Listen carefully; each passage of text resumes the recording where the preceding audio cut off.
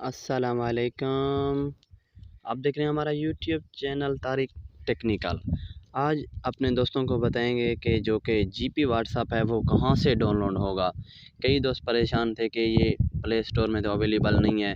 आप इसको आसान तरीके से जाके डाउनलोड कर सकते हैं। अगर आप हमारे चैनल पे नए हैं तो हमारे चैनल को सब्सक्राइब करके घंटी का बटन दबाकर ऑल पे क्लिक करें। जैसे हम न्यू वीडियो बनाएंगे सबसे पहले हमारा नोटिफिकेशन आप तक पहुँचता रहे। चलते हैं अपने टॉपिक की तरफ। हम अभी क्रेम ब्राउज़र में जाएंगे, यहाँ पे लिखेंगे जीपी व्हाट्सएप। कुछ इस तरह का मेनू आएगा, यहाँ पे हम लिखेंगे जीपी व्हाट्सएप। यहाँ पे जीपी व्हाट्सएप लिखने के बाद कुछ इस तरह का मेनू हमारे सामने आ जाएगा। यहाँ पे लिखा हुआ है जीपी व्हाट्सएप APP डाउनलोड। यहाँ पे डाउनलोड लिखा हुआ, हम यहाँ पे क्लिक करेंगे। क्लिक करने के बाद कुछ हमारे सामने कुछ इस तरह का मेन्यू आ जाएगा। उसके बाद हम नीचे जाएंगे। नीचे जाने के बाद आप देख सकते हैं यहाँ पे लिखा हुआ है डाउनलोड।